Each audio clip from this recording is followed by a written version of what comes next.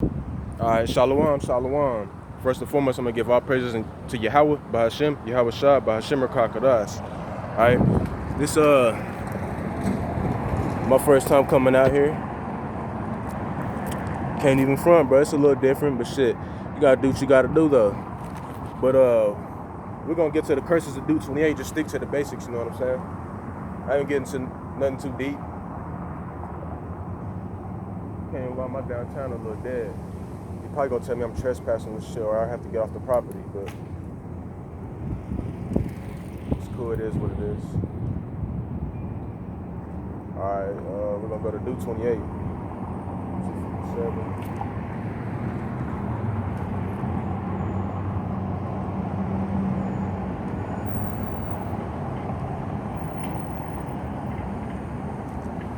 That's an Esau for y'all.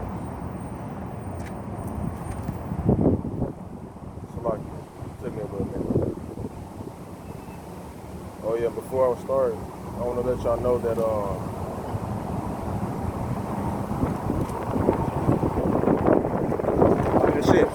this a new King James version. This ain't the 1611.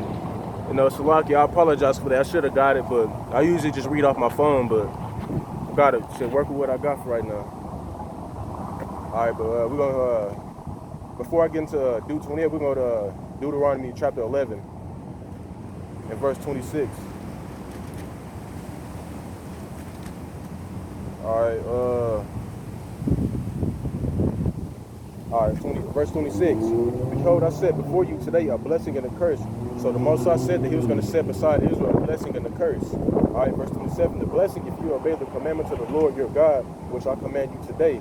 Right, so the Most High said that he was going to bless Israel if we chose to obey the law, statutes, and commandments of him. Right, verse 28. And the curse if you do not obey the commandments of the Lord your power, but turn aside from the way which I command you today to go after other powers which you have not known. Right. So the Most High said that he was going to set aside Israel a blessing and a curse. A blessing if we chose not to obey the law, statutes, and commandments, and a curse if we chose to disobey them. Right. Let's go to deut 28 now. My fault for all the noise and shit. But all right. But we're gonna start at verse 15. Alright, Deuteronomy chapter 28 and verse 15. But it shall come to pass, if you do not obey the voice of the Lord your power, to observe carefully all his commandments and his statutes which I command you today, that all these curses will come upon you and overtake you. Right. So like we just read in Deuteronomy 11 and verse 26 to 28, the Most High said he's going to set aside Israel a blessing and a curse. A blessing if we chose to obey his commandments and follow after him, and the curse if we chose not to obey after him. Right. Let's go to verse 16. Cursed shall you be in the city, and cursed shall you be in the country. Right, it's a little different because it's the New King James Version. But Moses said he was gonna says cursed shall you be in the city. Right. So that's why you see so-called blacks, Latinos, and Native Americans living in the slums, ghettos, living in the most fucked up environments and shit. Killing each other, shooting each other, selling dope, whatever it may be, all that little coonery world and shit, right? And cursed shall you be in the country, right? So no matter what country you go to, it could be Australia, it can be Asia, that's a continent, but you know, whatever. Germany, whatever it may be, whatever country you go to, you're going to see Israelites living in the worst environments, right? Verse 17. Cursed shall be your basket and your kneading bowl. Right, this is going into our businesses, right? We don't know any businesses. The so-called white man, Esau Edom, he owns all this shit, right? And if we do own any business, there are some jakes out here that do own successful businesses, but 95% of us don't, right?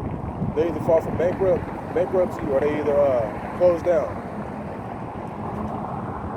All right, this is verse 18. Cursed shall be the fruit of your body and the produce of your land, the increase of your cattle and the offspring of your flocks, right? Cursed shall be the fruit of your body, right? This is going into our children. Our children are going to be cursed as well.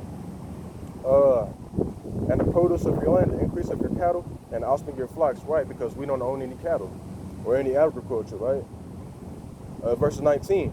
Cursed Cursed shall you be when you come in, and cursed shall you be when you go out, right?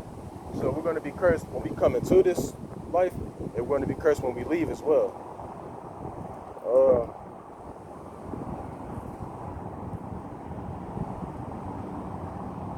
All right, let's go to verse 23.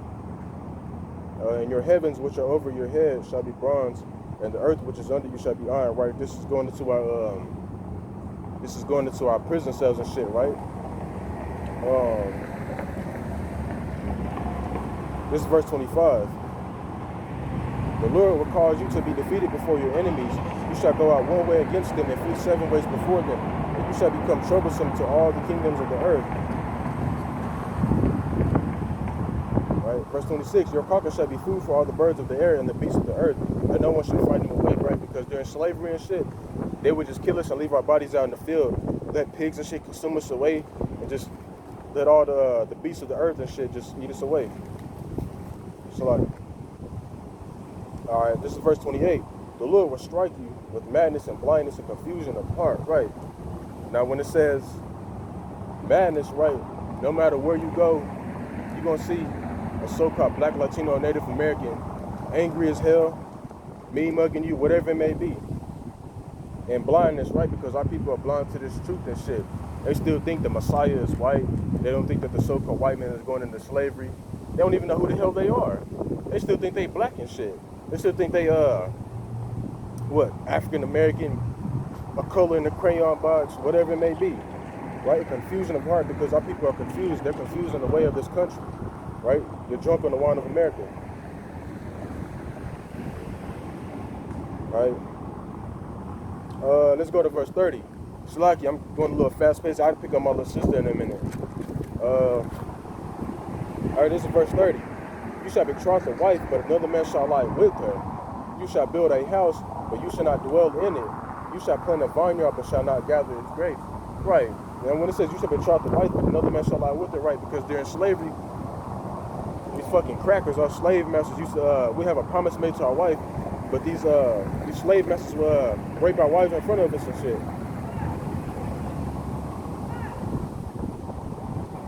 Right? You shall build a house, but you shall not dwell in it, right? We're still building houses and shit today for these fucking crackers.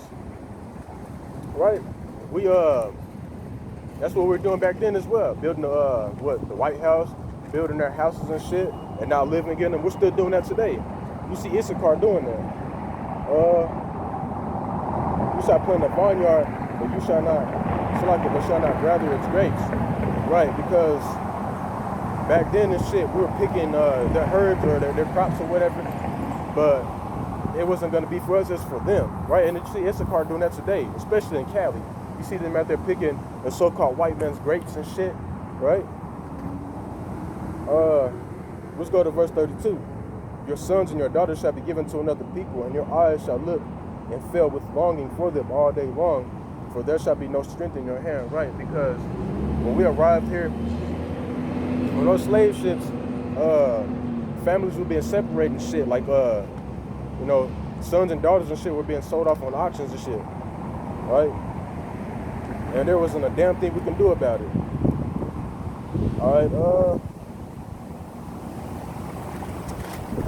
Salakia.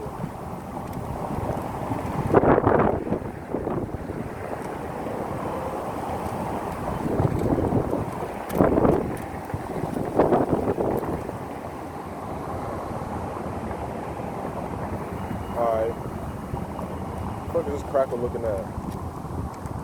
Ugly ass bitch. Alright, let's go to, we're just going to jump to verse 36. This is Deuteronomy chapter 28 and verse 36. The Lord will bring you and the king whom you set over you to a nation which neither you nor your fathers have known. There you shall serve other gods with wood and stone. Right. This is a curse placed upon us as well. That's why people worship these false gods and shit. Worshiping the cross, Allah, what is that Muslim shit or whatever? Worshiping the damn stone. Alright, this is verse 37. You shall become astonishment, a proverb, and a byword among all nations, where the Lord will drive you, right? Because that's why astonishment is like, hold up. a proverb, right? A proverb is like every Mexican carry a knife. All black people like watermelon and chicken and shit. We all fast. All black people are thugs and shit. All Mexicans got tattoos and roaches and shit like that, right? And a byword is like Mexican, nigga, black, nigger, porch monkey, essay, wetback, whatever it may be. All right, let's go to verse 41. You shall beget sons and daughters, but they shall not be yours, for they shall go into captivity, right? Because we would have children and shit, and immediately they'll sell our children on slave auctions. Go to verse 43. The alien who is among you shall rise higher and higher above you, and you shall become Salakia. And you shall come down lower and lower, right? Because these heathens are prospering more and more in this society, right? And Jakes, they're becoming lower and lower in this society. All right, verse 43. Salakia, verse 44. He shall lend to you, but you shall not lend to him. He shall be the head, and you shall be the tail, right? When it says he shall lend to you, but you shall not lend to him, right? Because they took everything from us. Our land, agriculture, our gold, resources, whatever it may be, they took it all from us, right? So we can't lend to them. They took everything from us, so they're going to be the one lending to us. He shall be the head, and you shall be the tail, right? These heathens are at the top of this society, and we are at the bottom of the society. Salaki, if I'm at a fast pace, man. Let me check the time.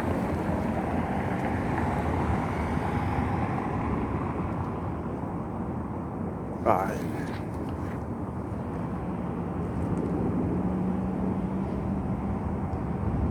Alright, verse 45.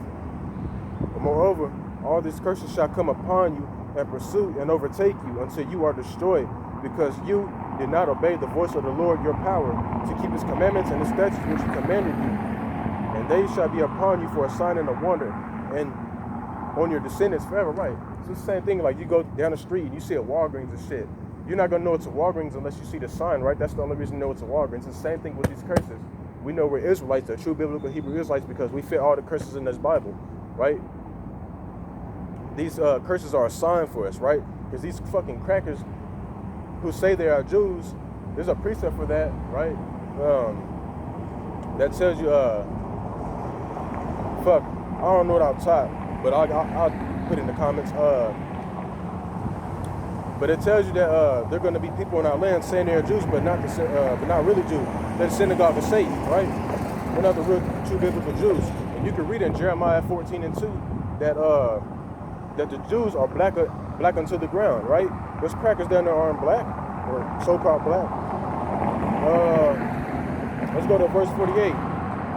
Therefore you shall serve your enemies whom the Lord will send against you in hunger and thirst and nakedness and in need of everything. He will put a yoke of iron around your neck until he has destroyed you, right? So no matter what the fuck it is, no matter if we need food, water, clothes, identification, whatever it may be, we got to go to this so-called white man for our enemies. And the scriptures told you that they are enemies, right? He will put a yoke of iron around your neck until he has destroyed you, right? They did this shit during slavery, right? They put a literal yoke of iron around our neck that destroyed us physically, mentally, and spiritually, right? Let's go to verse 50. A nation of fierce countenance, which does not respect the elderly, nor show favor to the young, right? The so-called white man is a fucking brute beast. You know what I'm saying? He was cutting our women open, taking the babies out of them, and slamming them against the stones and shit, killing the elderly. Let's go to verse 51. And they shall eat in the increase of your livestock and the produce of your land until you are destroyed. They shall not leave you grain or new wine or oil, or in the increase of your cattle or the offspring of your flocks, until they have destroyed you. Right? They took everything from us: resources, cattle, agriculture, whatever it may be. They took all our shit from us, right? We're gonna jump around. Let's go to verse 54.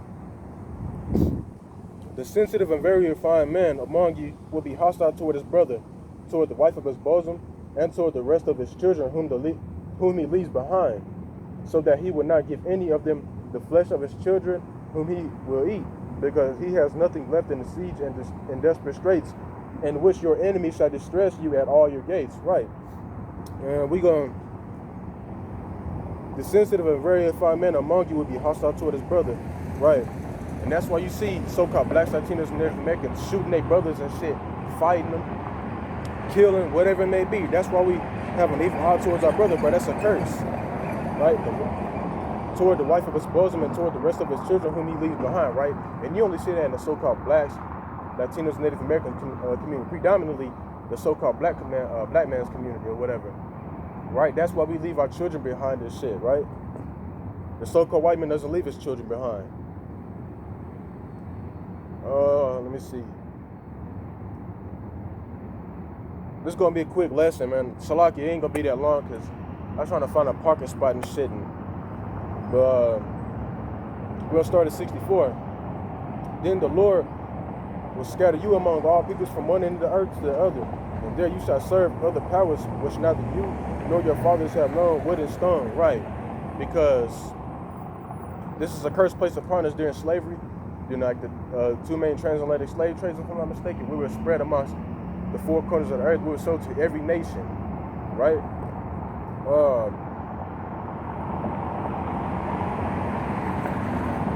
Right, and they have the nerve to bring out John 3:16 and shit, not knowing who the world is pertaining to, right? The word is pertaining to the Israelites that are scattered amongst the four corners of the earth, right? That's a curse placed upon us. We were sold to every nation, every heathen nation. Let's go to verse 68. And the Lord will take you back to Egypt in ships, by the way of which I said to you, you shall never see it again. And there you should be talking about our homeland. We're never going to see our homeland again. And there you should be offered for sale to your enemies as male and female slaves, but no one will buy you. Right. So during slavery, or put it like this, when it says the Lord will take you back to Egypt in ships, it's not talking about the physical land of Egypt, right? It's talking about spiritual Egypt, right? Because America, they follow all the philosophies and shit of America, right? And you look on the back of your dollar bill, and you can see, you know what I'm saying, how they mimic them or whatever. By the way of which I said to you, you shall never see it again. Talking about we're never going to see our homeland again. And there you should be offered for sale to your enemies as male and female slaves, but no one will buy you, right? So we were sold to our enemies, which is the so-called white men and these other heathen nations, right? Which proves they are enemies, right? Because the scripture just said it, right? But no one would buy you, right? No one's going to stay beside of our captivity, right? But shit, that was pretty much it, man. You know what I'm saying? It's just something slight. Lord willing, I'll get out here tomorrow, get some work in.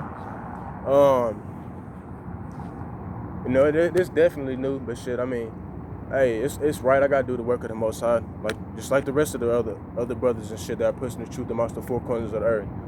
But Lord willing, this was edifying. I apologize for the noise and shit. Salakia if I was speeding through it. But hey, Shalom, man. Keep pushing.